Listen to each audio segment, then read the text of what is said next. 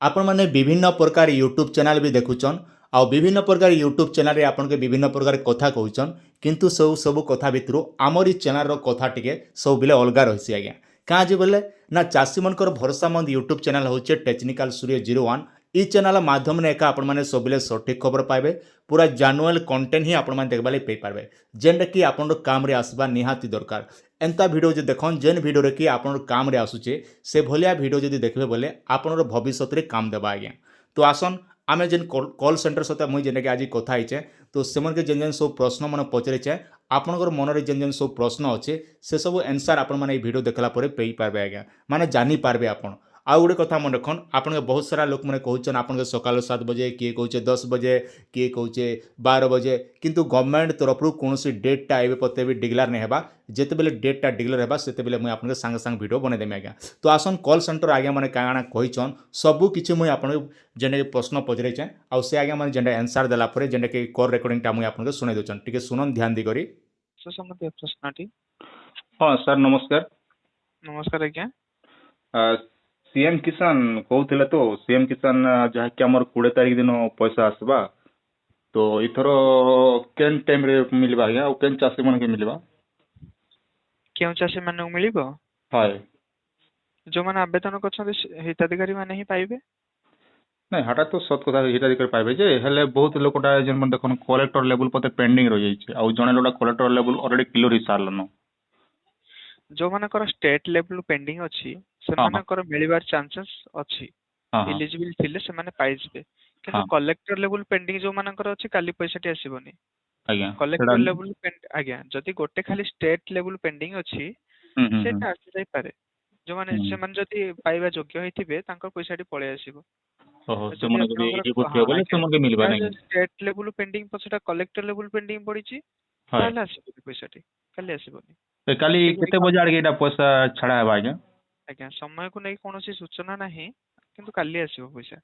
ओहो ए यूट्यूबर माने वीडियो बनाउछन किए कहूचे 10 बजे किए कहूचे 7 बजे किए कहूचे 8 बजे ନାଇଁ कि ବର୍ତ୍ତମାନ ସୂଚନା ନାହିଁ କୋଉ हाँ ସମୟରେ ଆସିବ କିନ୍ତୁ ଆସିଯିବ କାଲି। ये माने सब पागल हेले ना हंतला आज्ञा हंता वीडियो माने बनाउछन जी ଆଜ୍ଞା आ गोटे कथा आज्ञा एबे देखन ओडिशा गवर्नमेंट रो रूल हिसाब रे कहूथिले जे जेन माने सीएम किसान दुई थर खने पाइबे से मन के आमे पीएम किसान रे कन्वर्ट करू बोली करी तो एटा ନାଇଁ ଆଜ୍ଞା काटा भी ପିଏମ तो नहीं हेबा आज्ञा ଆଜ୍ଞା ସେମିତି ହୁଏନି।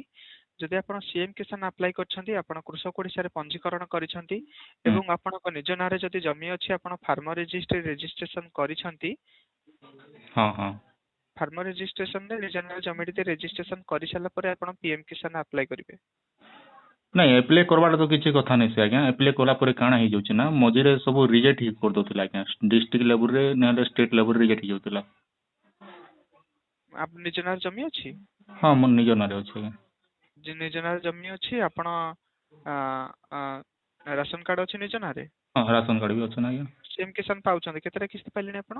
सीएम किसान 4टा खना मिलला ना आज्ञा ଚାରିଟା କିସ୍ତି ପାଇଲେଣି। हाय ଆପଣ ଫାର୍ମର ରେଜିଷ୍ଟ୍ରେସନ କରିଛନ୍ତି?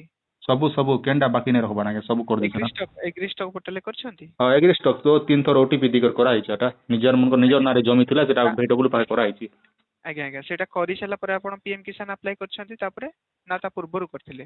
नहीं ता पूर्व नहीं से हटा देखो एबे रूल हिसाब रे देखो मोर कहबा कथा हला एक्चुअली मोरटा ऑलरेडी पैसा आले ना आज्ञा पीएम किसान ପିଏମ तापरे କିଷାନ हाँ मोरटा पैसा ना मोर भाईटा मुझे जेतेबेले एप्लाई कली तो एप्लाई कला टाइम रे हमके फार्मर रजिस्ट्री मांगला तो संगे संगे फार्मर रजिस्ट्री भी कर देनु जार निजर नारे जमी थिला से एका करि पारबा फार्मर रजिस्ट्री बाकी लोग तो नहीं करि पारे ଆଜ୍ଞା तो संगे संगे फार्मर रजिस्ट्री कला परे पीएम किसान टा एप्लाई कली मोर भाई कथा कहूचे मुई तो कला परे आमर डिस्ट्रिक्ट लेवल टा अप्रूव ही गला डिस्ट्रिक्ट लेवल अप्रूव होला परे स्टेट लेवल रे रिजेक्ट लिखि देला काहे चला रिजेक्ट लिखला ना आपण सीएम किसान अगली पाइला परे आमे पीएम किसान रे कन्वर्ट करू बोली किंतु से मन ऑलरेडी दुई थर सीएम किसान पैसा पे सारलेनो तो ସିଏମ ताकि କିଷାନ बोले କେତେ ପାଇସାରିଲେଣି? हाय ପାଇସାରିଛନ୍ତି ତାପରେ ପିଏମ କିଷାନ ଆପ୍ଲାଏ କରିଛନ୍ତି? हाँ ଆପ୍ଲାଏ से दुई थर କରିବାରେ से मैंने सीएम किसान ऑलरेडी दुई थर पाइला परे आमे पीएम किसान तांको नारे जमी फार्मर रजिस्ट्री कर देनु आ बिना फार्मर रजिस्ट्री तो पीएम किसान ऑनलाइन नहीं होए ଆଜ୍ଞା ତ ସାଙ୍ଗେ ସାଙ୍ଗେ ଆପ୍ଲାଏ କଲା ପରେ ଡିଷ୍ଟ୍ରିକ୍ଟ ଲେଭେଲ ବି ଆମର ଯେନ୍ ଆଜ୍ଞା ଆମ ବ୍ଲକ ଗଲା ପରେ ସେମାନେ ଡିଷ୍ଟ୍ରିକ୍ଟ ଲେଭେଲ ଗଲା ପରେ ସେମାନେ ଆପ୍ରୁଭ କରିଦେଲେ କିନ୍ତୁ ଷ୍ଟେଟ୍ ଲେଭେଲରେ ଲେଖିଦେଲା ଯେ ଆପଣ ସିଏମ କିଷାନ ପାଇଲା ପରେ ଆମେ ପିଏମ କିଷାନରେ କନଭର୍ଟ କରିବୁ ବୋଲି ରିଜେକ୍ଟ କରିଦେଲା ପ୍ୟାରେଣ୍ଟ। କେବେ ଆପ୍ଲାଏ କରିଥିଲେ ସାର୍ ଏଇଟା ମାନେ ଏଇଟା ପିଏମ୍ ହେଇଗଲା ନା କିଷାନ? ଆଜ୍ଞା ଆମର 6 ମାସ ଖଣ୍ଡେ ହେଇଗଲା ନା ଏଇଟା 6 ମାସ ପ୍ଲସ୍ ହବ ନା।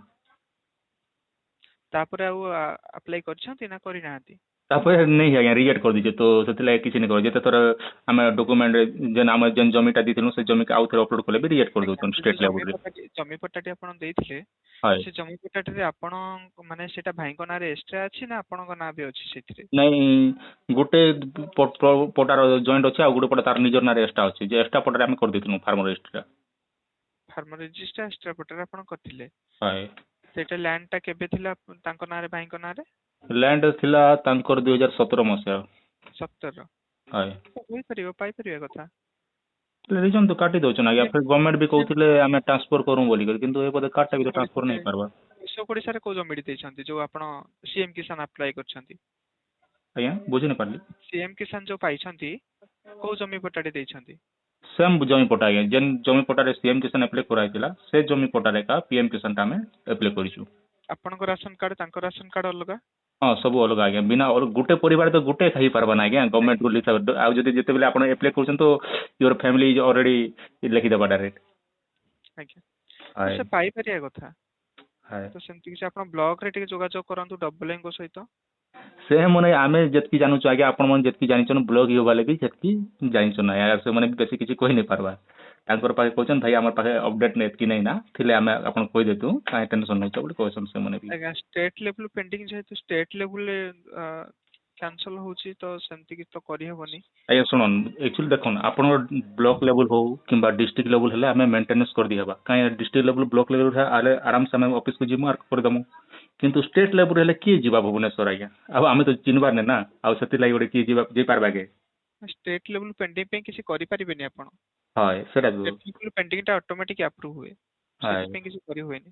ଆଉ ଗୋଟେ କଥା ମୁଁ ବୁଝି ନ ପାରୁଛି ଆଜ୍ଞା ଦେଖ ଗଭର୍ଣ୍ଣମେଣ୍ଟ ତ ଗୋଟେ ନିୟମ କଲେ ଯେ 2019 ମସିହାରୁ ଜମି ଏ ଥିଲା ଏକା ତମର ଗଲା ପିଏମ କିଷାନ ଆଜ୍ଞା ପାଇବା କି ସିଏମ 1 କିଷାନ ପାଇବା। 2 2019 ପୂର୍ବରୁ ଥିଲେ ଆପଣ ଫାର୍ମର ରେଜିଷ୍ଟ୍ରେସନ କରିପାରିବେ। ମୁଁ ନା ଗଭର୍ଣ୍ଣମେଣ୍ଟରେ ମୋର ଗୋଟେ ପ୍ରଶ୍ନ ରହୁଛି ଆଜ୍ଞା ଆପଣଙ୍କ ମାଧ୍ୟମରେ ତ ଯଦି 2019 ରୁ ଇଆଡକେ ଯେନ୍ ଜମି ରହିଲା 20 ହଉ କିମ୍ବା 14 24 ହଉ 25 ହଉ ତ ସେଇଟା କଣ ଚାଷୀ ନେଇ ସକେ ସାର୍? ଆଜ୍ଞା ସେ କରିପାରିବେ କିନ୍ତୁ ଯଦି ପୈତୃକ ସମ୍ପତ୍ତି ହେଇଥିବ ଦେଖନ୍ତୁ ବାପାଙ୍କ ସମ୍ପତ୍ତି ଯଦି ଆପଣଙ୍କ ନାଁରେ କରିକି ଆପଣ ସିଏମ କିଷାନ କରିବାକୁ ଚାହୁଁଛନ୍ତି ତ କରିପାରିବେ ହଁ ହେଇପାରିବ। ହଁ ହଁ ଯଦି ଆପଣ ବାହାରୁ କାହାଠୁ ଜମି କିଣୁଛନ୍ତି ତ ସେଇ କେସରେ ଆପଣ କରିପାରିବେନି। ମାନେ ଆମେ ସିଧା ସାଧା ବୁଝିପାରୁଛୁ ଯେ ଓଡିଶା ଗଭର୍ଣ୍ଣମେଣ୍ଟ ଆଉ ନୂଆ ବାଲେ କନଭର୍ଟ କରିବାର ମୁଡରେ ଆଉ ନାଇଁ ନା। ଆଜ୍ଞା ମାନେ ମୋର କହିବା କଥା ହେଲା ଦେଖନ୍ ଏବେ ଜଣେ ଚାଷୀ ଜଣେ ଏବେ ଧର ଜମି ଗୋଟେ କିଣିଲା ନୂଆ ଜମିଟେ ତ ସେଇଟା ବି ଜଣେ ଚାଷୀ ନା ଆଜ୍ଞା। ଆଜ୍ଞା ଗ ସେଇଥିପାଇଁ କିଛି ସୂଚନା ଆସିନି କାରଣ ଆପ୍ଲାଏ ନାଇଁ କରାହଉଛି ନା। ଆପଣ କହିବାଟା ଠିକ ଅଛେ କିନ୍ତୁ ମୋର ଗୋଟେ କମ୍ପ୍ଲେନ ରଖିବେ ଯେହେତୁ ଗଭର୍ଣ୍ଣମେଣ୍ଟ କି ଆପଣ ବି ଯେହେତୁ କଲଟା ବି ରେକର୍ଡିଂ ହଉଛି ଆପଣ ଡିପାର୍ଟମେଣ୍ଟ ରେକର୍ଡିଂ କରୁଛନ୍ ତ ଜଣେ 2024 ମସିହା ହଉ କିମ୍ବା ଆପଣଙ୍କର 25 ମସିହାରେ ଜମି କିଣିଛି ବୋଲି ତାକେ ବି ସାମିଲ କରିବା କଥା ଯେହେତୁ ସେ ଜଣେ ଚାଷୀ ବୋଲିକରି। ଆଉ ଚାଷୀ କି ଯଦି ପାତର ଅନ୍ତର କରିବ ବୋଲେ ବହୁତ ଅସୁବିଧାର କଥା ଆଜ୍ଞା। ଏଇଟା ପାତର ଅନ୍ତର ବାଗି ହେଇଯାଉଛି ନା 2019 ର କେବଳ ଚାଷୀ ପାଇବା ମାନେ ସାଫ ସାଫ ଯଦି କଥା ହବା ବୋଲେ ତ ଓଡିଶା ଗଭର୍ଣ୍ଣମେଣ୍ଟ ଆଉ ନୂଆ ସ୍କିମ ଦେବା ଲାଗି ମୁଡେ ଆଉ ନାଇଁ ନ। ସେ ଭାଇ କଥା ହେଇଯାଉଛି ନା ଆଜ୍ଞା। ଆଜ୍ଞା ବୁଝିପାରୁଛି ବର୍ତ୍ତମାନ ସୂଚନା ଆସିନି ଯେତେବେଳେ ସରକାରଙ୍କ ତରଫରୁ ନେକ୍ସଟ ସୂଚନା ଆସିବ ହୁଁ ହୁଁ ସେମାନେ ହିତାଧିକାରୀ ମାନେ କେବେ ମାନେ ଆପ୍ଲାଏ କରିପାରିବେ ହୁଁ ତ ଅପଡେଟ ଆପଣଙ୍କୁ ମିଳିଯିବ। ହୁଁ ହୁଁ ହୁଁ ହୁଁ ନାଇଁ କାଁ ଯେ ଦେଖନ୍ ମତେ ଟିକେ ଏଇଟା ବହୁତ ଖରାପ ଲାଗଲା ତ ଯେହେତୁ ଚାଷୀ କି ଚାଷୀ ଭାଇ କରିବା କଥା ସେଥିଲାଗି ମୁଁ ଆପଣଙ୍କୁ କହିଲି କିନ୍ତୁ ଆପଣଙ୍କୁ ବି ମୁଁ କୌଣସି ଖରାପ ନାଇଁ କହିବା କିନ୍ତୁ ଗଭର୍ଣ୍ଣମେଣ୍ଟକୁ ଆମେ ଅନୁରୋଧ କରୁଛୁ ଯେ ଏଇ ଭଳିଆ ସିଷ୍ଟମକୁ ହଟେଇ କରି କଲେ ଆମର ଯେତେ ବି ଚାଷୀ ମାନେ ଅଛନ୍ ସେମାନେ କେନ୍ତା ଆଗାମୀ ଦିନରେ ଉପକୃତ ହେଇପାରିବେ ସେଟା ଏକ ଆମର ଲକ୍ଷ୍ୟ ଏ ମାନେ ଜଣେ ଆଜ୍ଞା ଚାଷୀ ଯାହାର ହଇରାଣ ହେଇଯାଉଛି ନା ଆଜ୍ଞା। ଆଜ୍ଞା ଆଜ୍ଞା ହୁଁ। ଆଉ ଯେତେବେଳେ ସୂଚନା ଆସିବ ଫାର୍ମର ଆପଣଙ୍କୁ ରେଜିଷ୍ଟ୍ରି ପରେ ଆଜ୍ଞା ଦେଖୁନ ଏବେ କହୁଥିଲେ ଫାର୍ମର ରେଜିଷ୍ଟ୍ରି ଏବେ କେନ କେନ ସବୁ ସୁବିଧା ମିଳିପାରିବ ଆଜ୍ଞା ଆପଣଙ୍କ ଦ୍ୱାରା ମୁଁ ଟିକେ ଜାଣିବାର ଚାହୁଁଛେ।